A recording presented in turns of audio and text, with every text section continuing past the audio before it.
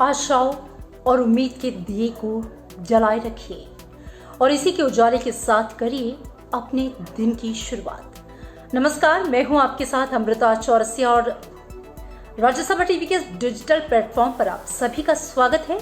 आइए फटाफट नजर डाल लेते हैं अब तक की तमाम अपडेट्स पर। प्रधानमंत्री नरेंद्र मोदी ने कोरोना संकट को लेकर राज्यों और प्रदेशों के सभी मुख्यमंत्रियों से बातचीत की है। वीडियो कॉन्फ्रेंसिंग के जरिए ये बातचीत हुई है। इस दौरान पीएम मोदी ने कोरोना को रोकने के लिए केंद्र और राज्य सरकारों की ओर से किए जा रहे उपायों पर भी चर्चा की, साथ ही सुझाव दिए।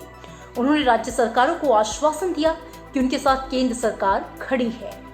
पीएम नरेंद्र मोदी ने हर राज्यों के मुख्यमंत्रियों से लॉकडाउन का कड़ाई से पालन कराने की अपील की, साथ ही कहा कि लोगों को जरूरी सामान भी मुहैया कराया जाए।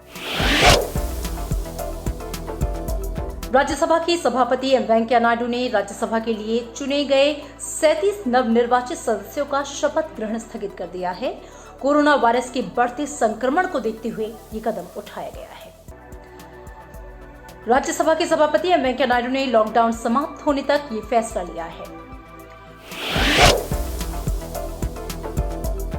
और आपको बता दें कि अब से कुछ ही देर बाद प्रधानमंत्री नरेंद्र मोदी देश की जनता के साथ एक वीडियो संदेश के जरिए संपर्क साझा करेंगे। प्रधानमंत्री ने ट्वीट करके इसकी जानकारी दी है। उन्होंने कहा कि 3 अप्रैल को सुबह 9 बजे देशवासियों के साथ मैं एक वीडियो संदेश साझा करूंगा। प्रधानमंत्री नरेंद्र मोदी ने किसानों को फसलों की कटाई की मंजूरी दी है, लेकिन किसानों से कहा है कि वो सोशल डिस्टेंसिंग का पूरी तरह से पालन करें। वहीं कृषि मंत्री नरेंद्र सिंह तोमर ने कहा कि कोरोना लॉकडाउन के दौरान खेती से संबंधित मशीनों की जो आवाजाही है उस पर कोई रोक टोक नहीं होगी। स्वास्थ्य मंत्रालय की जो ताजा आंकड़े आए हैं उसके मुताबिक देश में कोरोना वायरस की वजह से अब तक 50 लोगों की जान जा चुकी है, जबकि 1900 से ज्यादा लोग संक्रमित हैं। वहीं 151 ऐसे लोग भी हैं जो कि इस खतरनाक बीमारी से जंग जीत चुके हैं। वो या तो पूरी तरह से ठीक हो चुके हैं या फिर उन्हें अस्पताल से छुट्टी दे दी गई है। वहीं अब तक लगभग 48,000 जांच भी की जा चुकी है। तकरीबन पूरी दुनिया इस वक्त कोविड-19 की महामारी की चपेट में है। दुनिया भर में मरने वालों का जो आंकड़ा है वो 50,000 के पार चला गया है, जबकि संक्रमित लोगों की बात करें तो ये आंकड़ा करीब 10 लाख है। गृह मंत्रालय ने सभी राज्यों और केंद्र शासित प्रदेशों को पत्र लिखकर कहा है कि फर्जी खबरों को रोकने के लिए कारगर उपाय करें।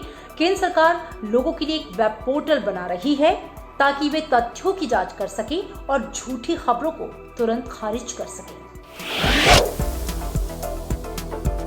देश में 410 जिलों में कोविड-19 राष्ट्रीय तैयारी सर्वेक्षण 2020 कराया गया।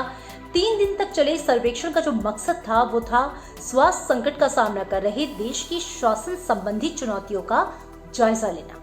कार्मिक लोक शिकायत और पेंशन राज्य मंत्री डॉक्टर जितेंद्र सिंह ने बताया कि कोविड-19 राष्ट्रीय तैयारी सर्वेक्षण में ये बात सामने आई है कि भारत की प्रतिक्रिया सामंजस्यपूर्ण, उद्देश्यपूर्ण और दृढ़ रही है। सरकार की नीतिगत कार्रवाइयों जैसे कि जनता कर्फ्यू, राष्ट्रीय लॉकडाउन, 1.7 बिलियन रुपए का आर्थिक पैकेज, इसे जनता का भारी समर्थन मिला है। और इसी के साथ ये तमाम अपडेट्स फिलहाल यहीं समाप्त होते हैं, लेकिन इस उम्मीद के साथ कि आप सभी सरकार की ओर से जो दिशा निर्देश दिए गए हैं उसका कड़ाई से पालन कर रहे होंगे। आप सभी जो है लॉकडाउन का पालन कर रहे होंगे, क्योंकि हम सभी को मिलकर कोरोना के खिलाफ देश की ये जो लड़ाई है उसमें विजयी होकर निकलना है। इसी के साथ फिलहाल दीजिए इजाजत। अगले अपडेट्स में आपसे फिर मुलाकात होगी। नमस्कार।